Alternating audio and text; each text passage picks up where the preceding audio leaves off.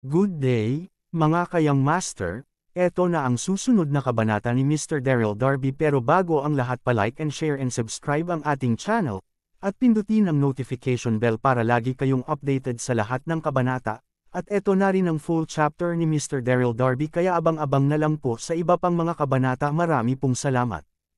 Ang asawa kong tinitingala ng lahat, Kabanata 3081. Sa sandaling ito agad na tumingin si Bai kay Daryl at ngumiti. Ang pag-uugali ay taos-puso. Oo, ang usapin ng Heian City, iwan natin itong mag-isa. Yeziksen, nasaan ang ulo? Dapat mo bang ipaliwanag ito? Ang boses ay nahulog, at Su Shengfei sa tabi niya ay sumigaw, oo, dapat mayroon kang paliwanag tungkol sa Yeziksen. Nang sinabi niya ito, lihim na nakatingin si Su Shengfei sa isa't isa kasama si Beima. Pareho silang labis na nasa sabik, nasira ang Black Cloud City, inamin ni Daryl ang kanyang pagkakamali, at marahil lahat ay maaaring patawarin siya, ngunit hindi ganoon kadali na malinis ang kawalang kasalanan ni Yeziksen. Huminga ng malalim si Daryl ng hangin, hindi maitago ang kanyang galit, nang malakas madilim na ulap sa pagkahulog ng lungsod, inaamin ko. Ngunit iniiwan ang ulo ng kawalang kasalanan na ininsulto, hindi ko pa nagagawa, ako ay siniraan. Sa oras na ito, si Daryl ay sobrang hingal, kasalanan ko, kailangan kong tiisin, ngunit ang mga bagay na hindi ko nagawa ay hindi aaminin sa kamatayan. Ye, narinig ito, lahat ay labis na nagalit, ang katibayan ay kapanipaniwala, at ang kanyang bibig ay naninigas pa rin hanggang ngayon. Sa palagay ko hindi siya maaaring umiyak nang hindi nakikita ang kabaong. Inamin niya ang kasalanan niya ngayon, pinahahalagahan ko ito, ngayon. Hehe, sabi ng lahat, patuloy na dumarating ang talakayan, at si Quincy, na nanahimik, ay hindi na mapigilan. Ang kanyang maislan na katawan ay sumugod sa isang iglap, nakataas ang kamay ng Jade, at diretso niyang pinindot ng acupuncture ni Daryl. Bang, mabilis na paglipat ni Quincy, at hindi talaga nakapag-react si Daryl. Agad siyang umiling at hindi makagalaw ng kahit isang galaw. Sa sandaling ito, galit na galit si Daryl, naisip niya na kahit na isang sorpresang atake, ito ay isang puting kabayo o Su Shengfei, ngunit hindi niya inaasahan na ito ay ang Quincy. Kasabay nito, nakita din sina Andy at Sarah sa mga puntong acupuncture at hindi makagalaw. Daryl, ang magandang mukha ni Quincy ay punong-puno ng panunuya, napakadismaya mo. Tulad ng iba, naniniwala rin si Quincy na nilapastangan ni Daryl si Yeziksen. Kung mayroon siyang lakas ng loob na aminin ito, marahil ang Quincy ay tiningnan mo siya ng mataas, ngunit tumanggi itong aminin ni Daryl na ikinagalit ni Quincy. Nabigo ka ba narinig ito? Bumalik si Daryl at hindi siya nag-abalang ipaliwanag. Kayong lahat sa sandaling ito, malamig na sinulyapan ni Beima si Daryl, at sinigawan ang lahat sa paligid niya. Si Daryl ay may maling pag-uugali at gumawa ng isang kasuklam-suklam na bagay. Ano ang dapat sabihin ng lahat upang harapin ang boses ay nahulog? Si Su Shengfei at marami pang iba ay tumugon, patayin mo siya. Ang ganitong uri ng basura ay nakakahiya ng ating mga ilog at lawa ng Gyushu. Hindi ito dapat tiisin, isagawa natin ito kaagad. Ang sigaw ng lahat ay patuloy na dumarating, at si Daryl ay takot at tiningnan ang puting kabayo na may malamig na mga mata. Ang puting kabayo na ito ay masyadong malas, sinasadya na suruan ang kanyang sarili, at ginusto ang kanyang sariling buhay. Sa oras na ito, mas natitiyak ni Daryl na ang kawalang kasalanan at kahihiyan ni Yeziksen ay tiyak na nauugnay sa puting kabayo. Ito ay ngayon lamang na ang bawat isa ay tuwid na tumuturo sa kanila, at wala silang ebidensya, kaya't madali lamang nila itong magawa. Sina Andy at Sarah sa tabi din ay masyadong balisa, ngunit ang kanilang mga point sa acupuncture ay natap, at nais nilang lumapit at tumulong, ngunit wala rin silang lakas. Haha, nakikita ang eksenang ito, naramdaman ni Beima na hindi masabi ang kaguluhan, at pagkatapos ay itinuro kay Quincy. Royal Highness, si Daryl ay makasalanan, at dapat siyang patayin. Tulad ng kung paano siya mapatay, ito ay nasa sa iyo ang magpasya.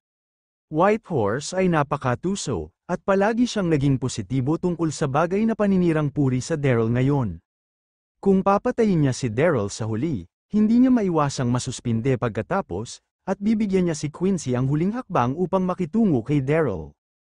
Pagkatapos ng lahat, si Quincy ay ang panganay na prinsesa ng South Cloud Continent, na may mataas na karangalan. Ha, ang boses ay nahulog, at ang mga mata ng madla ay biglang nagtipon sa Quincy. Tahimik na tumango si Quincy, nang walang kahit konting pag-indayog sa kanyang magandang mukha. Sa susunod na segundo, tumingin si Quincy sa paligid, at sa wakas ay nahulog kay Yezixen. Yesect, halika, patayin mo si Yufeng. Ano nanginginig ang katawan ni Yezixen, at ang buong tao ay medyo natigilan. Nang siya ay unang nagising sa umaga, nalaman niya na ang kanyang pagiging inosente ay nawasak, at ang isip ni Yezixen ay palaging ginulo. Nang sundin niya ang lahat upang lumikas sa Black Cloud City, siya ay nalilito din, na parabang nawala ang kanyang kaluluwa. Sa oras na ito, bigla niyang narinig ang Quincy, para pumatay kay Daryl mismo, ang aking puso ay lubos na naguluhan. Kabanata 3082, ako sa oras na ito, sa ilalim ng tingin ng lahat, ang puso ni Yezixen ay medyo nanginginig, at bumulong siya kay Quincy. Sinabi ako ay wala akong magawa bagaman ang lahat ng mga pahiwatig ay tumuturo kay Daryl. Ayaw pa ring maniwala ni Yezixen na gagawin ni Daryl sa kanyang sarili ang isang bagay. Sumimangot ang mga kilay ni Quincy. Yesect, naniniwala ka pa rin sa kalokohan na ito. Nakatulong ka sa kanya noon pa, ngunit gumawa ka ng isang kasuklam-suklam na bagay sa iyo. Mayroon ka pa ring ganitong uri ng tao, ano ang awa? Unti-unting naging matatag ang mga mapupulang mata ni Yezixen matapos itong marinig. Oo, sa simula, binago ni Daryl ang kanyang pangalan at binago ang kanyang apelyido, at nakisali sa Yuyao Pavilion. Matapos niyang malaman ang totoo, hindi lamang siya sinisi, ngunit dinidepensahan siya saan man. Ngunit siya sa pag-iisip ng pagiging inosente at pinahiya, biglang naramdaman ni Yezixen ang sama ng loob sa kanyang puso. Sa oras na ito, lahat ng nasa paligid ay nagsalita din. Yesect, patayin mo ang kalokohan na ito. Oo, matapang na kumilos si Daryl. Ito ang kanyang sariling responsibilidad.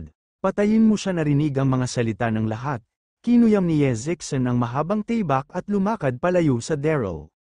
Lumapit ka na. Di nagtagal, lumakad si Yezixen sa ilang metro ang layo mula kay Yufeng at huminto, puno ng komplikado ang kanyang mukha. Yezixen sect, sa pagtingin sa mga mata ng puso na gusot ni Yezixen, ang Daryl huminga ng malalim, dahan-dahan. Para sa iyong karanasan, humihingi ako ng paumanhin, ngunit hindi ko talaga gawin, ngunit huwag mag-alala, malalaman ko ang mamamatay tao. Pangungusap, taos-pusong sinabi ni Daryl, at kasabay nito ay lihim na nababalisa sa kanyang puso. Narinig ito, sumimangot si Yezixen at muling naguluhan ang kanyang puso. Sa sandaling ito, hindi mapigilan ni Su Shengfei na sumigaw. Yesect, huwag makinig sa kanyang kalokohan, ang Daryl na ito ang pinakamagaling sa retorika, gawin ito ng mabilis. Ang mga mata ni Su Shengfei ay kumislap sa kaguluhan nang sinabi niya ito. Haha, nasisiyahan ako sa kahinahunan ni Yezixen kagabi, at matagumpay na na-frame ang Daryl, na talagang nagsilbi ng dalawang layunin sa isang bato. Kung sa oras na ito na mapapatay ni Yezixen ang sarili ni Daryl, mas mabuti pa yun. Nang bumagsak ang boses, hindi mapigilan ni Baima na sumigaw. Oo, mabilis na gawin ito ni Yezixen. Kung pakawalan mo siya sa oras na ito, natatakot akong hindi na ako magkaroon ng pagkakataong ito. Ha? Narinig ang mga sigaw na ito, nanginginig ang katawan ni Yezixen, at isang bakas ng sama ng loob ang sumilip sa kanyang mga mata. Daryl, ininsulto mo ang aking pagiging inosente, pumunta sa kamatayan. Ang boses ay nahulog, at ang mahabang tibak sa kanyang kamay ay direktang tumusok. Lagyan, direktang tinusok ng espada na ito ang dibdib ni Daryl, halos butas sa buong katawan niya. Sa isang iglap, damyugo ang dugo, tumulo sa mahabang espada. Sa totoo lang, hindi kailanman naniniwala si Yezixen na si Daryl ang nagpaparumi sa sarili, ngunit sinabi ng lahat sa paligid niya, at hindi na ito pinagdudahan. Ikaw, nanginginig si Daryl, mapatla ang kanyang mukha, nakatitig kay Yezixen ng walang laman, sumakit ang kanyang puso. Hindi niya inaasahan na si Yezixen ay talagang kikilos laban sa sarili. Big Brother, Brother Daryl, pagkakita sa eksenang ito, hindi mapigil ang sumigaw ni Sarah at Andy. Lalo na si Sarah, halos maiyak ng luha, luhang dumadaloy sa kanyang mga mata. Tila hindi narinig ni Daryl ang sigaw ng dalawa, ngunit diretso ang tingin kay Ye Ziexan, na may malungkot na tono. Talagang hindi ako yun, nanginginig si Ye Ziexan sa mukha ng mga mata ni Daryl, hindi mapigil ang umatras. Ako hindi alam ni Ye Ziexan kung bakit, at ginawa niya ito ng mag-isa, ngunit walang kasiyahan na maghayganti sa kanyang puso, ngunit medyo nabulabog. Pwede bang mali ang sinisi ko sa kanya? Mayroon bang ibang tao na talagang masisira ang sarili, patayin mo siya? Kabanata 3083, Ye Ziexan, dali patayin mo siya. Sa oras na ito, si Bema, Su Shengfei at iba pa ay patuloy na sumisigaw mula sa likuran. Gayunpaman, ang puso ni Ye Ziexan ay ganap na ginulo, ang kanyang mga kamay ay patuloy na nanginginig, at ang espada ay hindi na mapigilan. Puff! Sa sandaling ito, humina ang katawan ni Daryl, at biglang umupo sa lupa. Sobrang humina ang hininga, ramdam niya ito, tinusok lamang ng espada ang kanyang puso, at malinaw na naramdaman ni Daryl na ang kanyang sigla ay dahan-daang pumanaw, ngunit sa kanyang malakas na paghahangad, hindi pa siya nahimatay. Lahat, sa oras na ito, tumingin si Baima sa paligid at malakas na sinabi. Si Ye Ziexan ay mabait, at hindi kayang pumatay sa kanya, hayaan mo akong gawin ito para sa kanya. Tulad ng sinabi niya, nahulog ang mga mata ni Baima Daryl at sinabing may ngiting ngisi. Go to hell, Daryl, bang, ang huling pangungusap ay nahulog, at hinugot ng puting kabayo ang palakol na nagbubukas sa langit, at ang kanyang figura ay tumaas sa hangin, dumidiretso patungo kay Daryl. Hindi, itigil mo na pagkakita sa eksenang ito, pareho sina Sarah at Andy na parehong rantang ng malakas, ngunit hindi ito nakatulong. Nakikita ang puting kabayo na nagmamadali, ang mga mata ni Daryl ay labis na duguan, at kasabay nito ay medyo desperado siya. Matuwid ako sa buong buhay ko, ngunit hindi ko inaasahan na makakalkula ng mga kontrabida na ito sa huli. Ganito lang, sobrang ayaw kong mamatay, haha nang makita na si Daryl ay papatayin ng Sky Axe, bigla, sa labis na sandaling ito, isang malakas na hininga ang nagmula sa kalangitan na hindi kalayuan. Pagkatapos, dalawang figure ang mabilis na lumipad tulad ng mga cannonball. Dalawang lalaki, isa may malungkot na mata, masasamang espiritu sa buong katawan, at isang bata at gwapo. Ito ay sina Zhang Ju at Neil. 2 araw na ang nakalilipas, pagkatapos bumalik sina Zhang Ju at Neil sa mainland, lumibot sila upang magtanong tungkol sa sitwasyon. Nalaman nila na ang lahat ng pangunahing mga sekta ay nakalok sa Pluto ding ng Haring Kenny, at inilunsad ng hari isang gyera pagkatapos nito, at inaatake nila ang 2 araw na ito. Ang Black Cloud City, ang Master at ang baguhan ay nagmadali upang tingnan. Bangbang dumating, si Zhang Ju ay tumingin sa paligid at nginisyan maraming tao. Hehe, sa sandaling ito, maging ito man ay White Horse o Quincy at iba pa, sila ay nagulat at namumutla sa gulat. Lalo na si Baima, na may isang mapagmataas at may tiwala na mukha, ay biglang nabigla, naisip na mali ang nabasa niya. Paanong nangyari ito? Malinaw na namatay si Zhang Ju sa Eternal Life, ngunit nanunood pa rin siya ng kanyang sariling mga mata. Nabaon siya sa likurang bundok ng kanyang mga alagad. Pero bakit, buhay na naman siya? Hindi pa alam ni Bema na ang walang kamatayang banal na kasulatan ni Zhang Ju ay may stunt na maaaring makasira sa buhay at makalimutan ang kamatayan. Sa MA Mountain, si Megan ay inilibing din ang buhay ni Ambrose. Sa stunt na ito, nakatakas siya mula sa mga patay, si Daryl na hindi kalayuan ay lihim ding nabigla.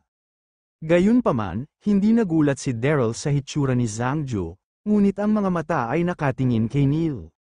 Anak ni Kuya Chester, bakit kasama niya si Zhang Ju? Sa oras na ito, mayroong isang kaguluhan sa paligid, at maraming mga tao ang nag-react at maraming pinag-uusapan. Zhang Ju, bakit nandito siya? Ang taong ito ay malakas at tuso, ngunit hindi madaling harapin ito. Sa sandaling ito, ang mga mata ni Zhang Ju ay dumaan sa lahat, at sa wakas ay nahulog sa puting kabayo, at malamig na sinabi. Ikaw ay kasuklam-suklam na kontrabida, hindi ko inasahan ako upang mabuhay. Tama, hindi maitago ni Zhang Ju ang kanyang panloob na galit nang sabihin niya ito. Siya ay isang figura na sikat sa libu-libong taon, at nakakahiya na itanim sa kamay ng isang kontrabida tulad ng puting kabayo. Binuka ni Baima ang kanyang bibig, nagpapanik, at pagkatapos ay sumagot ng may tapang. Zhang Ju, ambisyoso ka at guluhin ang mga ilog at lawa. Nang ako ay nasa Coral Island, inakay kita, kahit na ito ay nakakahiya. Ngunit maaari rin itong ituring bilang pag-aalis ng kasamaan para sa mga ilog at lawa. Hindi ako nahihiya sa aking puso, ang salita ay kamangha-mangha. Sa totoo lang, nagpanik si Baima nang makita niyang nabuhay si Zhangju. Ngunit nang maisip niya ang maraming tao sa paligid niya, bigla siyang nagkaroon ng lakas ng loob. Kabanata 3084, bakit hindi ka mahihiya narinig ito? Tumawa si Zhangju sa kalangitan sa isang pang-iinis. Puting kabayo, na nagsasabing ikaw ay isang kasuklam-suklam na kontrabida ay talagang nagpapalamang sa iyo. Ikaw ang gayong tao ay sobrang walang hiya. Matapos sabihin yon, sumulyap si Zhangju kay Neil sa tabi niya kahit napakitunguhan mo ako para sa hustisya sa mundo, gaano ka pangit at pangit. Paano mo siya pinatay? Ngunit aminin ni Tufyu, sa sandaling ito, si Neil ay titig na titig sa puting kabayo, tulad ng isang tulog na cheetah, na naghihintay ng isang pagkakataon. Sa parehong oras, si Daryl ay hindi rin maipaliwanag na nasa sabik, mahinang nanginginig ang kanyang katawan.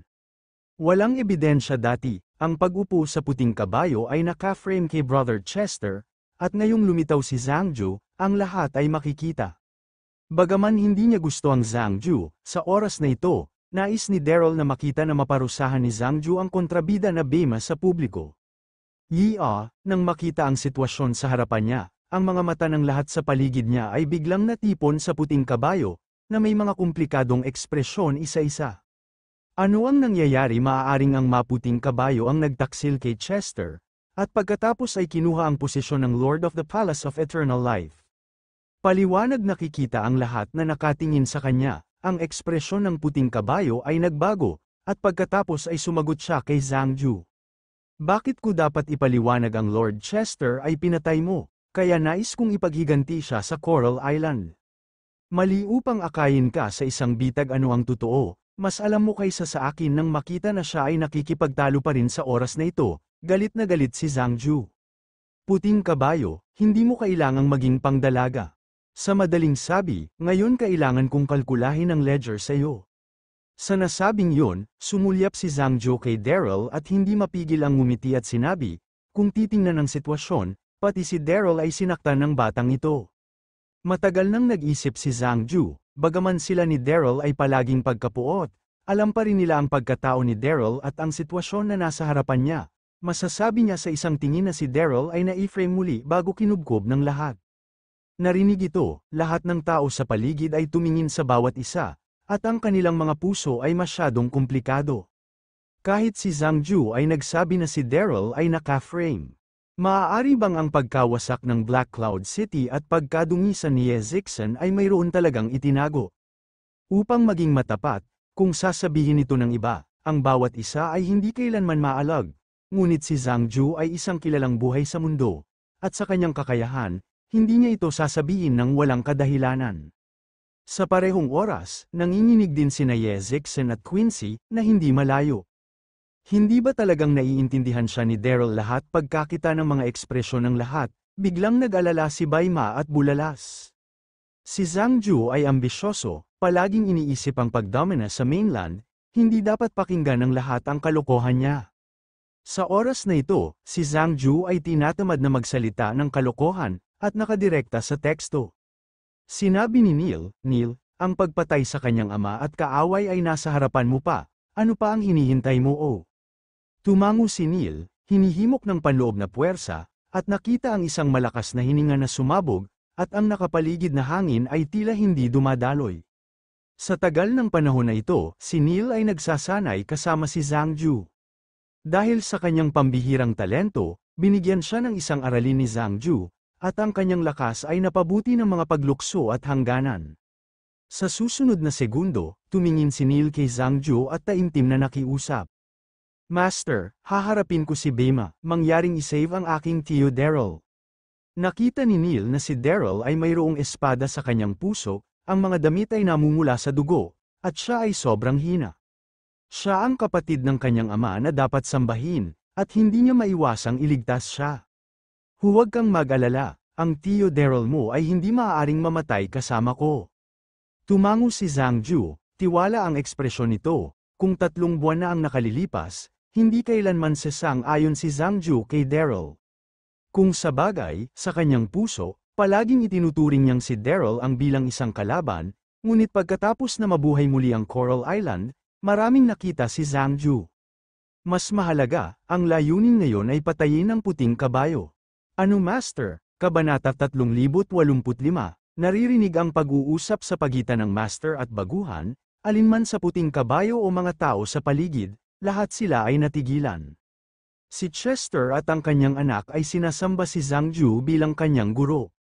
Sa parehong oras, nandoon din si Daryl, nakatingin kay Neil nang walang laman, walang imik. Sa susunod na segundo, seryosong tumingin si Neil sa pagsusumamo ni Zhang Ju, at malamig na sinabi. Sa simula, nagpanggap kang samilong sa akin, at pagkatapos ng lihim na pagpatay kay Chester, tumakas ka pabalik sa eternal life. Kinuha ang pagkakataong umupo sa posisyon ng Panginoon, at pagkatapos ay lininlang ito. Ang aking palakol na nagbubukas sa kalangitan gayunpaman, walang naisip na sa sandaling ito, bigla, may isang malakas na sigaw mula sa likuran. Kaagad pagkatapos, isang figure ang mabilis na kumislap, nagmamadali mula sa likuran ng Daryl, at sinampal ito patungo kay Daryl. Haha sa wakas, nanguna si Baima at hindi mapigil ang tumawa. Naiintindihan ko, lumalabas na sina Daryl at Zhang Ju ay nakipagtulungan sa isa't isa. Tulad ng sinabi niya, Baima tumingin sa paligid at sumigaw. Lahat, si Zhang Ju ay nagsasalita ng walang kwenta, paninirang puri sa akin at pagpatay kay Palace Master Chester. Sa katunayan, ang hangarin niya ay iligtas si Daryl. Dapat tayong magkaisa at huwag hayaan siyang magtagumpay. Ang boses ay nahulog, at lahat ay tumingin sa bawat isa. Sa sandaling ito, sumigaw si Su Shengfei oo, kung hindi nakipagsabuatan si Daryl kay Zhang Ju. Bakit sasamba ang anak ni Chester kay Zhang Ju bilang kanyang guro tulad ng alam ng lahat, magkapatid sina Daryl at Chester, at si Chester ay namatay. Maya-maya, si Daryl ay katumbas ng ama ng batang ito. Nang walang pahintulot ni Daryl, paano siya mag-apprentice kay Zhang Ju haha? Ang ilang mga salita na iginuhit ng maraming tao ang tumango at pumalakpak. May katuturan nito kaya't tila ngayon, kapag sinubukan namin si Daryl sa publiko, kumilos talaga kami sa isang baluktot na pamamaraan at ginawa ang tama. Narinig ang mga salitang ito, galit na galit si Daryl. Baliw, ang puting kabayong ito ay talagang kasuklam-suklam, at gawa-gawa pa nga, huling oras, siya at si Neil, nakilala namin 3 taon na ang nakakalipas, paano posible na turuan siya na sambahin si Zhang Ju bilang isang guro, puting kabayo, mamatay, sa sandaling ito, umugang si Neil, at ang kanyang figura ay sumabog, na hinampas ang puting kabayo ng isang palad, sa madugong grade ni Neil, hindi niya mapigilan nang makita si Baima na baligtad ang mga katotohanan. Good calm, pagkakita kay Neil na nagmamadali, ang puting kabayo ay hindi gulat, nginisyan, at binati siya ng palad. Boom, ang mga palad ng dalawang panig ay nagsalpukan, isang malaking pagkabigla ang lumabas, alikabok at usok ay saan man, at ang mga figure ni Baima at Neil ay napailing pabalik sa kalagitnaan ng parehong oras. Malinaw na, walang sino mang pinagsamantalahan ang magkabilang panig na magkaharap. Ginawa mo, ang White Horse ay nakatitig ng mabuti kay Neil, kalmado sa ibabaw, ngunit nabigla sa kanyang puso. Pagkatapos lamang ng ilang araw, ang batang ito ay naging napakalakas. Sa totoo lang, nais ni Baima na gamitin agad ang Sky Axe, ngunit si Zhang Ju, na natatakot sa kanya, ay nilabanan ito. Pagkatapos ng lahat, si Zhang Ju ay ang dating may-ari ng Sky Axe, at ang kanyang pag-unawa sa Sky Axe ay higit mas malalim kaysa sa kanyang sarili. Kung nagmamadali siyang ibuka ang Sky Axe, kung hindi siya nagtagumpay sa pagpatay, at ang Sky Axe ay ninakawan ni Zhang Ju, sulit ang pagkawala. Sa sandaling ito, ang panloob na lakas ni Neil ay sumabog at sumugod ulit. Sa parehong oras, kinuha din ni Zhang Ju ang pagkakataong ito, at ang kanyang figura ay nag-flash at sumugod patungo kay Daryl. Nakita ang eksenang ito, galit na galit si Baima habang masidhing nakikipaglaban kay Neil. Sinigawan niya ang lahat sa paligid niya lahat, tigilan mo si Zhang Ju, huwag mong hayaan na iligtas niya si Daryl. Haha, narinig ito, lahat ng tao sa paligid ay nag-atubili, ngunit sila pa rin ang sumugod patungo kay Zhang Ju. Sa isang iglap, Hinimok ng mga Panginoon ng pangunahing mga sekta ang kanilang panloob na puwersa na magkasama, at ang pagsabog ng hininga ang gumalaw sa kalangitan, at ang momentum ay nakakagulat. Gayunpaman, si Zhang Ju ay hindi man lang nagulat. Isang pangkat ng mga walang isip na tao, lahat kayo ay ginagamit ng mga puting kabayo, lahat kayo ginagamit bilang mga armado, at kayo ay nagtatrabaho para sa kanya. Malamig na sinabi ni Zhang Ju, saka itinaas ang kanyang mga kamay, at ang panloob na puwersa ay bumuo ng isang malakas na unos ng hininga inalis ang paligid. Kabanata 3086, Bang, sa ilalim ng marahas na pagyanig, maraming mga masters ng sekta ang napailing. Ngunit ilang sandali pagkatapos, maraming tao ang dumating sa Zhang Ju. Sa oras na ito, ang lahat ng naroroon ay ginaya ng puting kabayo, sa paniniwalang si Daryl at Zhang Ju ay lihim na nakikipagsabuatan, at si Zhang Ju ay lumitaw kasama si Neil upang iligtas si Daryl. Ang pagkawala ng Black Cloud City na sinaktan ni Daryl, at nadungisan ang kawalang kasalanan ni Ye Zixan, ay hindi mapatawad. Paano siya mailigtas ni Zhang Ju? Ginawa mo? Nakikita ang maraming tao na papalapit, galit na galit si Zhang Ju. Naisip ko na natagpuan ko ang puting kabayo at madaling makaganti, ngunit hindi ko inaasahan na ang puting kabayo ay napakatuso, at sa ilang mga salita, inudyukan nito ang mga nakapaligid na master na harapin siya. Hanang makita ang eksena sa harapan niya, sabik na sabik din si Daryl. Maraming tao sa puting kabayo, kahit na malakas si Zhang Ju, natatakot akong hindi ito kalaban. Sa sandaling ito, ang puso ni Daryl ay masyadong komplikado. Sa puso ni Daryl hindi niya kailanman ginusto ang Zhang Ju, ngunit sa sandaling ito, isang walang uliran pag-asang mananalo si Zhang Ju. Whoosh, nang si Daryl ay lihim na nababalisa, biglang, may sumugod na mabilis na may isang masamang ngiti sa labi. Ito ay si Su Shengfei. Pagdating niya, sumigaw si Su Shengfei sa mga puting kabayo lahat harangan si Zhang Ju, at titingnan ko si Daryl upang pigilan siyang makatakas. Tulad ng sinabi niya, napalingon si Su Shengfei at tumingin kay Daryl na nakangiti. Nang makita ang ekspresyon ni Su Shengfei, lihim na nakasimangot si Daryl, napagtanto na walang mabuti. Hoy, sa oras na ito, lumakad si Su Shengfei kay Daryl na may matataas na postura. Ang marangal na sekta ng Master, ang dating Emperor, ay talagang nahulog sa ganoong sitwasyon, nakakahiya talaga. Daryl sneered, walang bigyang pansin, habang lihim na inaayos ang panloob na puwersa. Ang mga puntos ng acupuncture ay natatakan, at ang gitnang ugat ni Ye Zixan ay sinaksak ng isang espada ngayon pa lang. Nawala ang labis na dugo at matagal itong gumaling. Nang makita ang ekspresyon ni Daryl, nagalit si Su Shengfei. Baliw, papalapit na ang kamatayan, ngunit matapos na pag-isipan nito, muling nagpiga ng ngiti si Su Shengfei at sumandal sa harap ni Daryl at bumulong. Daryl, gusto mo bang mabuhay? Tulad ng sinabi niya, binigyang pansin ni Su Shengfei ang nakapaligid na kilusan, at nakita si Baima at Quincy.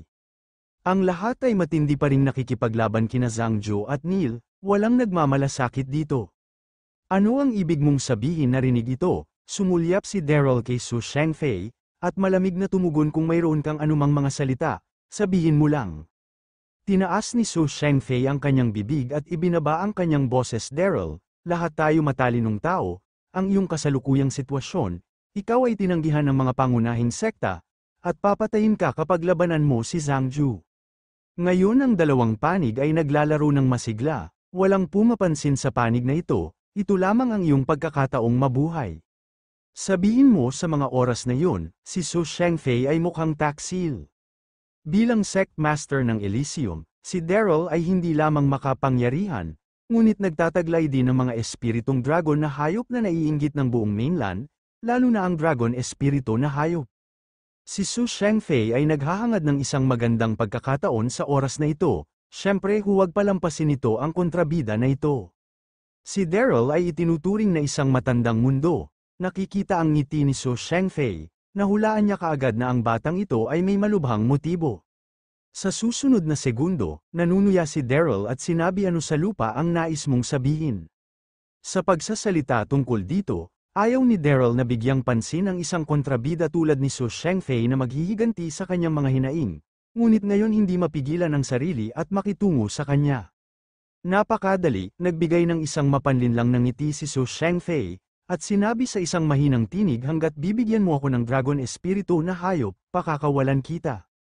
Pagkatapos nito, tiningnan ni Su Shengfei si Daryl ng malapitan, ang kanyang mga mata ay kumikislap sa kaguluhan at pag-asa. Kabanata 3087, ang dragon ang pinakamalakas na hayop sa mainland, lahat ay nais magkaroon nito. Gayunpaman, ayaw talaga ni Su Shengfei na pakawalan si Daryl, kung tutuusin, nadungisan niya si Ye Zixen at sadyang inimbitahan si Daryl, paano niya siya pinakakawalan. Iniisip ito ni Su Shengfei, hanggat nakuha niya ang dragon espiritu na hayop, papatayin niya kaagad si Daryl. Sa oras na yun, ang katotohanan ng bulok na puso ni Ye Zixen, walang katibayan si Daryl, at hindi niya kailanman malalaman ang katotohanan. Kaya't ginasto ko ang isang dragon espiritu na hayop. Narinig ito, kumunat ang noo ni Daryl at ninisyan. Si Su Shengfei, ang batang ito, ay walang mga kasanayan, ngunit sa palagay niya ay napakaganda. Daryl, nang makita na yinisit lang ni Daryl at hindi nagsalita, medyo nabalisa si Su Shengfei, at nagpatuloy isipin mo, magandang pagkakataon nito para mabuhay ka. Ang pagkakataon ay hindi dapat palampasin, kung mawala mo ito, kailangan mong gawin ito ng maayos. Ang iyong mga matuwid na kapatid na babae, at ang iyong sekta Master Andy, mag-isip tungkol sa mga ito, ikaw ay patay na, at sila ay hindi nagtatapos na rin. Pwede ito ay napasanin mo ang puso upang panuorin ang mga ito makakuha ng nasaktan mo. Isang dragon espiritu hayop, 3 buhay para sa iyo, ikaw hindi sa isang pagkawala. Habang sinasabi ito, Su Shengfei tumingin sa Sara at Andy. Lalo na ang Sara, pinapanood ang Su Shengfei na lihim na nilulun ang laway. Kailangan kong sabihin na ang matuwid na kapatid na ito ni Daryl ay isang bihirang kagandahan din. Kahit na nakatali siya ng 5 bulaklak, siya ay napahiya, ngunit ang kanyang payat at kaakit-akit na tao ay napakahusay pa rin. Su Shengfei, kapag nabighani si Su Shengfei, malamig na sinabi ni Daryl kung sa palagay ko tama, nawasak ang kawalang kasalanan ni Ye Zixen, sinasadya mo ako ni Bema, di ba? Natigilan si Su Shengfei, sobrang nahiya, at hindi makapagsalita ng ilang sandali. Huminga ng malalim si Daryl, hindi maitago ang panloob na paghamak, at nagpatuloy ang dragon ay ang pinakamalakas na espiritong hayop sa mainland. Ito ang pagkakatawang tao ng hustisya at kumakatawan sa matuwid na daan ng langit at lupa. Tulad mo na maaaring maglaro lamang ng maliliit na trick sa likuran mo, deserve din ito. Ha, narinig ito, ang mukha ni Su Shengfei ay naging kulay ng atay ng baboy, at labis siyang napahiya at nagalit. Sa susunod na segundo, itinuro ni Su Shengfei ang ilong ni Daryl at nagmura Daryl. Hindi ka ba nahihiyang, kapag malapit na ang kamatayan, naglakas loob ka na turuan ako pumunta ka? Sa oras na ito, Daryl tamad na tamad akong magsalita ng walang kwenta, at malamig na sinabi. Walang kahihiyan na kontrabida, hindi mo karapat-dapat na makipag-ayos sa akin. Si Daryl ay hindi bobo, dahil sa kasalukuyang sitwasyon, may ikot lamang niya ang kanyang pag-asa kay Neil at Zhang Ju. Tungkol naman sa mga kontrabida tulad ni Su Shengfei, kahit na ibigay ito sa kanya ng Dragon Espiritu, hindi niya ito bibitawan. Dahil ang ganitong klaseng kontrabida ay wala namang kredito. Ginawa mo, nararamdaman ang pagmamaliit sa mga mata ni Daryl, ganap na nagalit si Su Shengfei. Hinugot niya ang kanyang mahabang tibak at diretso itong tinagos sa balikat ni Daryl.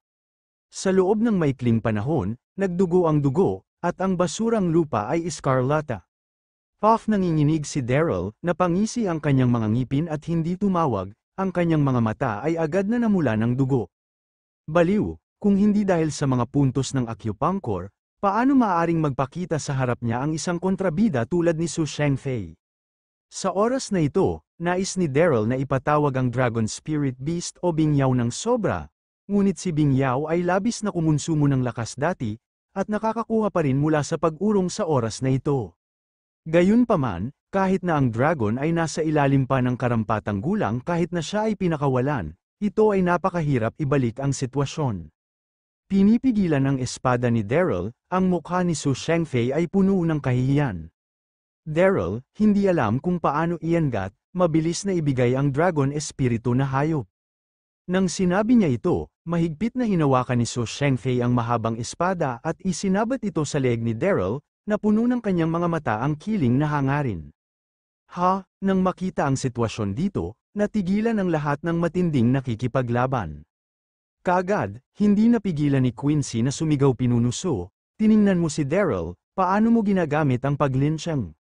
Sina Zhang Ju at Neil, pareho silang hindi mahina, at mapipigilan na sila ng lahat dahil sa pagsasaalang-alang. Kung si Daryl ay patay, silang dalawa ay walang kaluskos, at lahat ay tiyak na hindi mapigilan ang mga ito. Kabanata 3088, sandaling ito, ang iba pang mga sect masters ay lihim ding nakasimangot. Nang makita ang napansin ng lahat dito, nagmamadaling sumigaw si Su Shengfei. "Ang Daryl na ito ay hindi matapat, tuturuan ko siya ng isang aralin." Sinabi niya ito, si Su Shengfei ay mukhang kalmado, ngunit medyo hindi siya mapalagay.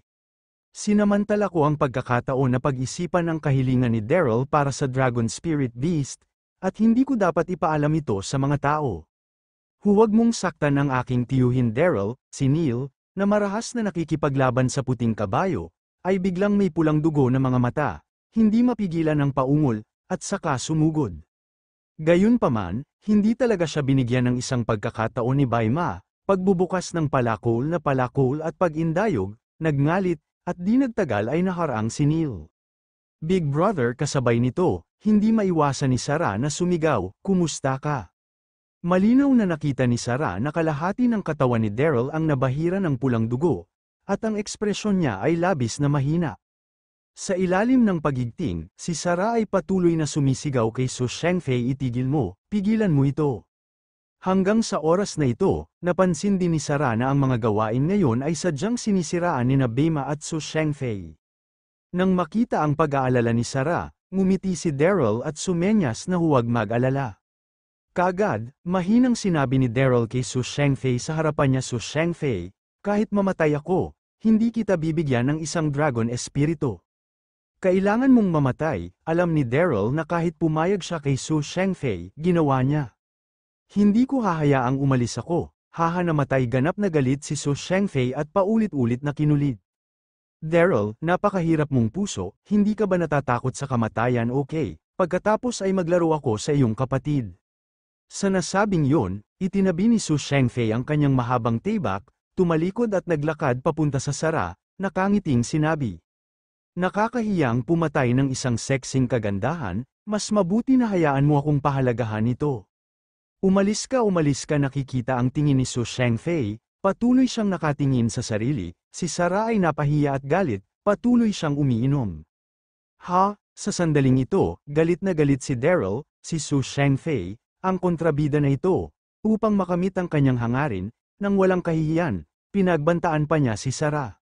Si Andy, na nakatali sa tabi niya, ay galit na galit din, na may pulang dugo ang mga mata. Su Shengfei, sa susunod na segundo, hindi mapigilan ni Andy ang pagmumura, "Ikaw pa rin ang master ng isang pamilya, ngunit pinapahirapan mo ang isang babae na walang kapangyarihan na labanan. Tao ka pa rin ba kung gayon?" Humigpit si Andy, nakatitig kay Su Shengfei, halos namamaos ang kanyang tinig. "Kung nais mong maging isang lalaki, pakawalan mo na lang ako, isa-isa na tayo." Sa mga mata ni Andy, palagi siyang walang pagmamahal para kay Su Shengfei. Ang taong ito ay makitid ang pag-iisip at kasuklam-suklam, ang insulto kay Sarah, kaagad na hindi ito mapigilan. "Su Shengfei," kasabay nito, ang mga mata ni Daryl ay labis na duguan, at napaungol siya, "Kung maglakas loob ka sa kanya, patayin kita, ang pagpindot sa miyembro ng aking pamilya ay papatayin siya." Hahawakan na sana ng kamay ni Su Shengfei ang mukha ni Sarah, ngunit nang masalubong niya ang matinding hangarin sa pagpatay sa mga mata ni Daryl, nanginginig ang kanyang puso, at hindi niya mapigil ang huminga sa malamig na hangin. Nakakatakot ang lakas ni Daryl, gusto talaga niyang magpakamatay, ngunit madali ito. Gayunpaman, siya ay nasugatan at naipon. Ano ang kinakatakutan niya sa puso ni Daryl? Bagaman si Sarah ay kanyang matuwid na kapatid, mas mahusay kaysa sa kanyang biolohikal na kapatid na babae, pagkatapos ng malungkot na pagkamatay. Lihim na nanumpa si Daryl na protektahan sina Andy at Sarah sa hinaharap. Ngunit sa sandaling ito, nakikita si Su Shengfei na nais ilipat ang mga kamay at paa ni Sarah, agad na hinawakan ang kabaligtaran na kaliskis ni Daryl. Sa pag-iisip tungkol dito, Mapanglo ang mukha ni Su Shengfei, at ninisya niya si Daryl at sinabi, "Daryl, hindi mo mapoprotektahan ang iyong sarili ngayon, kaya't naglakas loob ka na magsalita." Kabanata 3089, idinirekta at sinabi, "Ikaw, nais mong maging isang bayani, tama Pop?" Boses pababa, walang palatandaan ng Su Shengfei, sinampal niya si Andy grabe ang mukha. Ang sampal na ito ay direktang sinampal pabalik ng Andy pabalik ng 2 hakbang. Niyugyug niya ang kanyang katawan at diretso na nahulog sa lupa, habang ang isang masikip na dugo ay tumalsik. "Huminto ka, Su Shengfei, ano ang darating mo sa akin?" Pagkakita sa eksenang ito, hindi mapigil ang sumigaw ni Daryl at Sarah. Pakikinig sa sigaw ng mga kapatid, si Su Shengfei ay naging mas mayabang, at lumakad sa harap ni Ant ng paunti-unting hakbang. Puff, sa sandaling ito, nagluwa ng dugo si Andy, itinaas ang kanyang mga mata upang salubungin si Su Shengfei, at malamig na sinabi, "Su Shengfei, kung mawawala ang buhok nating tatlo ngayon, hindi ka kailanman bibitawan ng aking dansang." Ang mukha ni Su Shengfei ay puno ng paghamak, at ang kanyang mga mata ay medyo masama. "Ang iyong buhay ay nasa kamay ko ngayon, anong karapatan ang mayroon ka sa pagsigaw sa akin?" Ang boses ay nahulog, at sinampal ni Su Shengfei ang mukha ni Andy. Pakinggan lamang ang muffled snort ni Andy at diretsyo na namamatay. "Su Shengfei, sampain ka." Pagkakita sa tagpong ito, galit na galit si Daryl at hindi mapigilan ang paungol. "Kung hindi ako mamamatay ngayon, mapipigilan ka at magiging abo." Bagaman hindi siya yumuko kay Andy, ngunit sa puso ni Daryl, palagi siyang itinuturing na isang kapatid ng buhay at kamatayan. Sa oras na ito, nakikita siyang malupit na inabuso ni Su Shengfei, "Bakit hindi ka magalit?" Haha, ang daing ni Daryl ay hindi nakapagpigil kay Su Shengfei, ngunit sa halip ay pinukaw ang kanyang kabaliwan, tumawa. Kaagad, ikiniling ni Su Shengfei ang kanyang ulo upang tumingin sa Sarah, at pagkatapos ay sinampal siya ng malubha. Flap, sa isang malutong na sigaw, sumigaw si Sarah, biglang lumobo ang kalahati ng kanyang magandang mukha, at isang bakas ng dugo ang damaloy mula sa mga sulok ng kanyang bibig. "Daryl, bibigyan kita ng isa pang pagkakataon, kung hindi ka sumasang-ayon sa aking mga tuntunin, magsasaya ako sa iyo kapatid." Masamang ngumiti si Su Shengfei, "Ang Black Cloud City na pinatay mo ay nawasak, at nilapastangan mo rin ang ulo ni Ye Zixen. Ang mga pamamaraan ay kasuklam-suklam at lahat ay napaparusahan at ang mga taong malapit sa iyo ay hindi makatakas sa relasyon. Sasabihin ko sa iyo, kahit napapatayin ko siya on the spot, walang darating upang pigilan ka, subukan natin kung hindi ka maniniwala." Bumagsak ang boses, itinaas ni Su Shengfei ang kanyang kanang kamay at sinampal ang ulo ni Sarah ng isang mabangis na palad.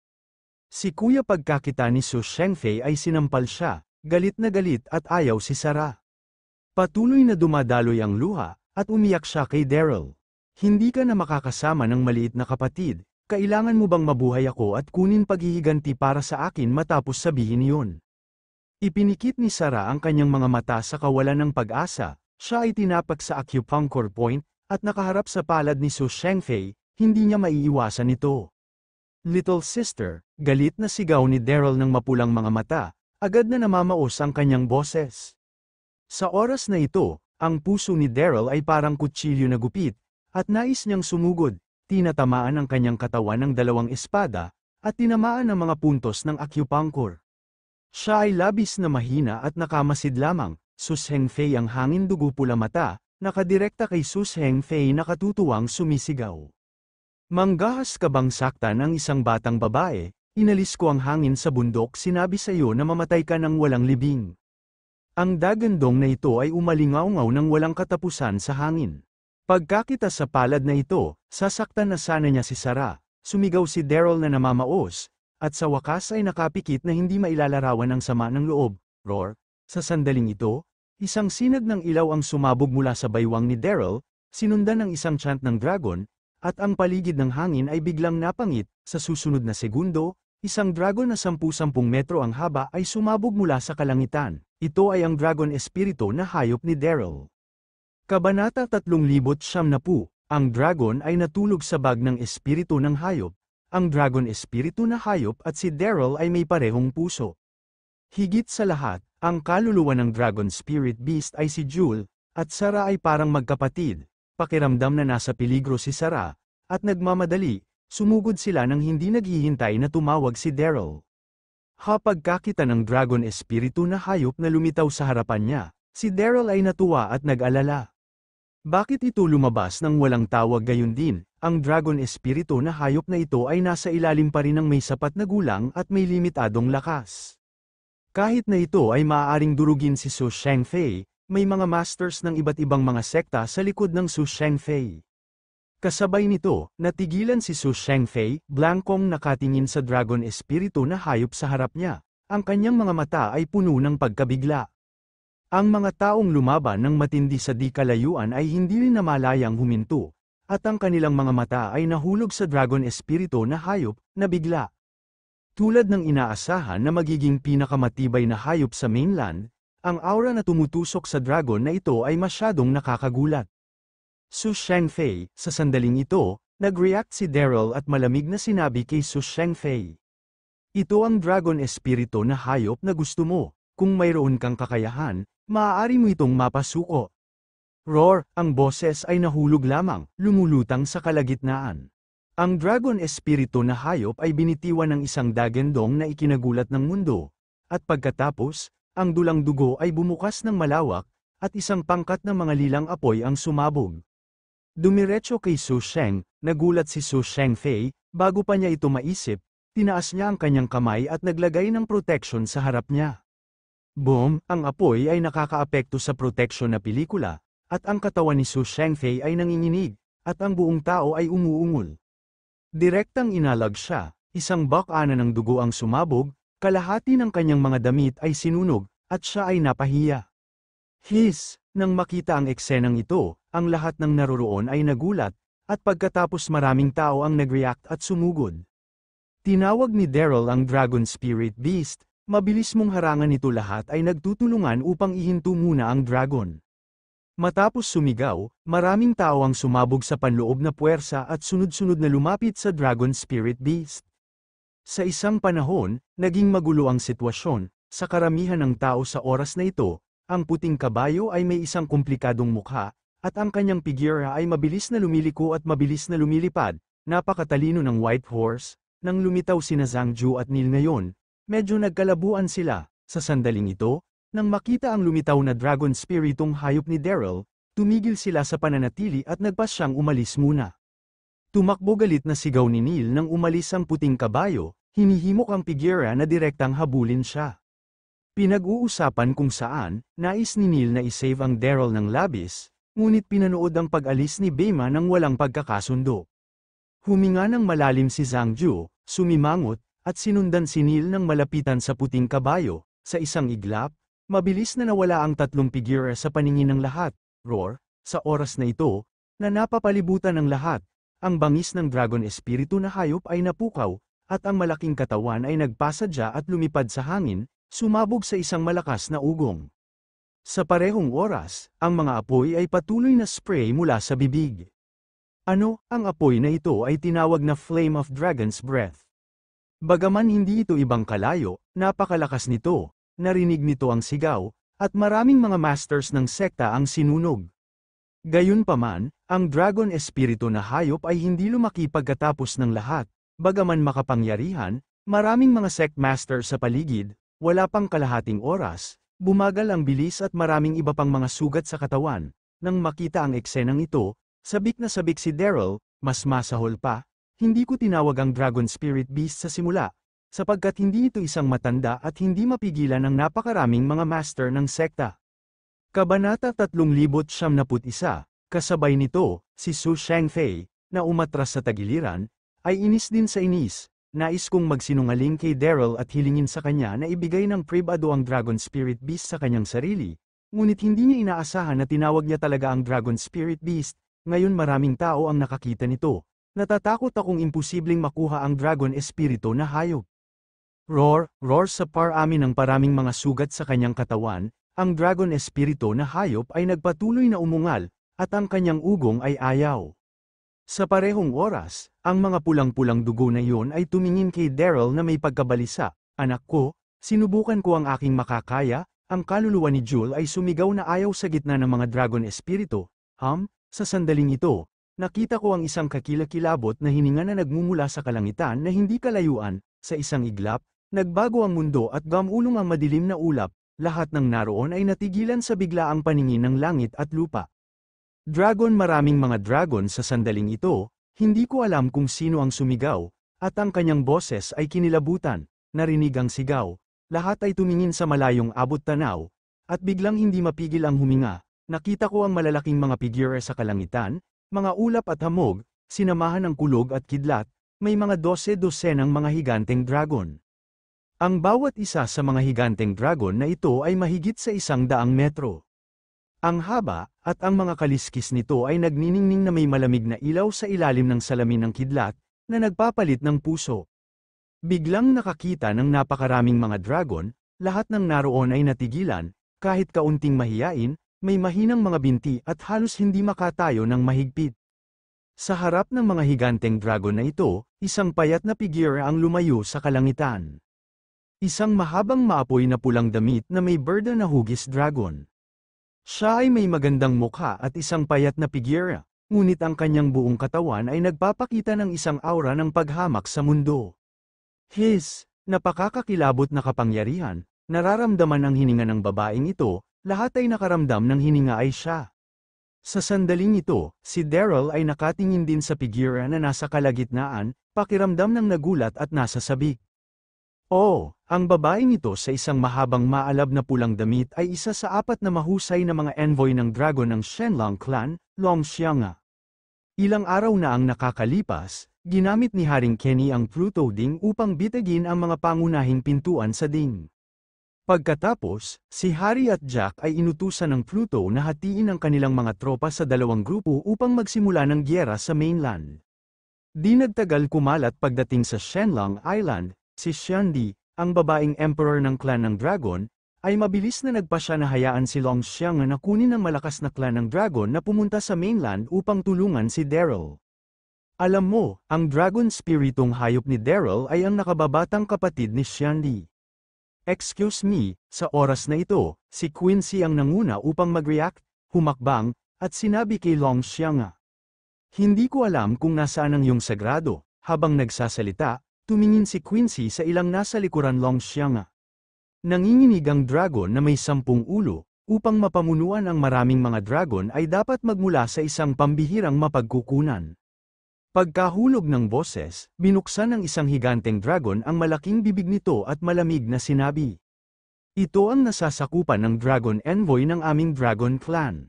Ano ang Shenlong Envoy ng Shenlong Clan? Narinig ito. Hindi mahalaga kung ito ay Quincy o iba pa, laking gulat ng aking puso. Sa loob ng libu-libong taon sa siyam na mga lalawigan, ang angka ng mga dragon ay nawala. Ngunit mayroon pa ring ilang mga sporadic record sa ilang mga sinaunang libro. Napapabalitang ang Dragon Clan ay may isang mahigpit na panloob na hierarchy, at ang pagiging isang Dragon Envoy ay dapat na napakakilabot. Ang iyong kamahalan ng Dragon Envoy sa sandaling ito, si Su Shengfei ay lumabas sa karamihan ng tao. Pinisil ang isang ngiti, at sinabi kay Longxiang na mangyaring dapat ay narito ka para sa batang dragon na ito. Huwag kang magkamali, hindi namin papatayin ngayon lang.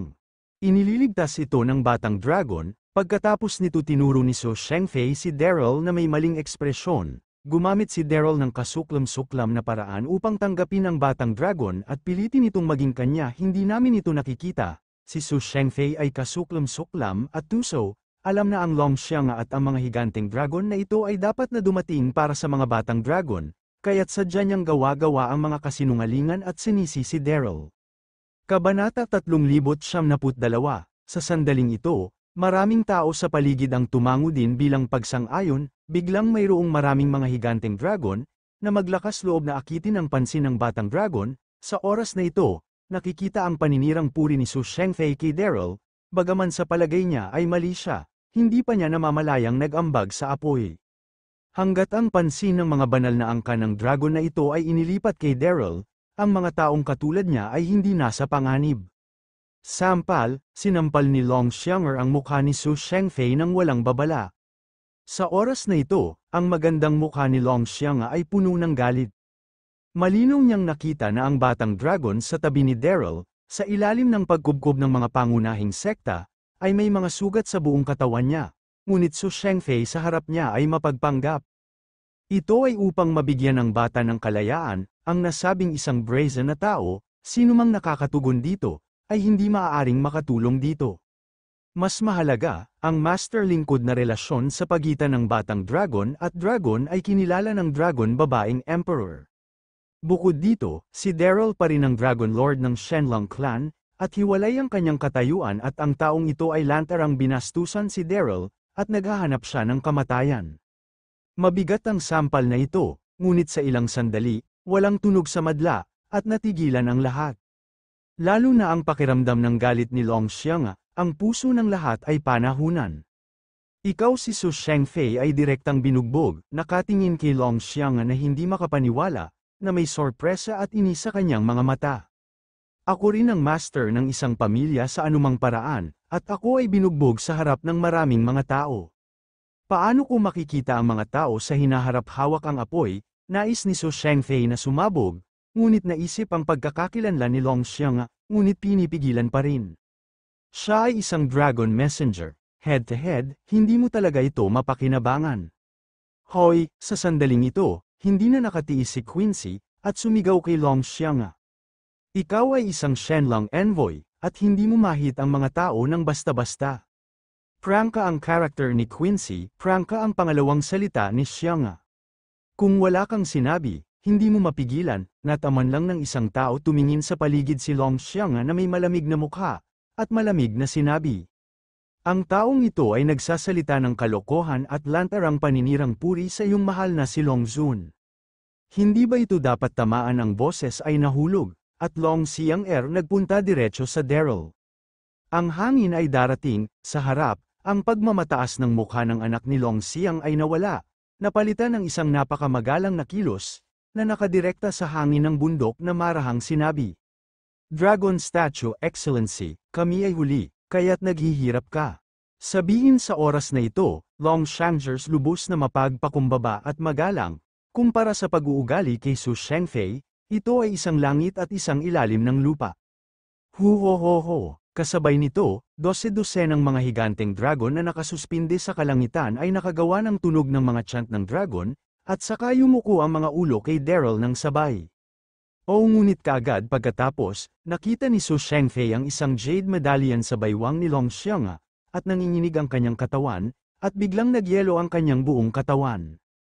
Ano nang makita ang eksenang ito, ang bawat isa sa eksena ay nagbukas ng kanilang mga bibig, at isa-isang natigilan. To be honest, ang eksenang nasa harapan ko ay masyadong nakakagulat.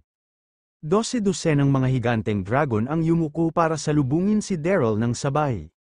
Bilang karagdagan, si Long Xiang, na may pagkiling, ay magalang din kay Daryl at tinawag siyang Long Zun. Paano ito nangyari? Hindi ang mga dragon ay labis na ipinagmamalaki na mga hayop.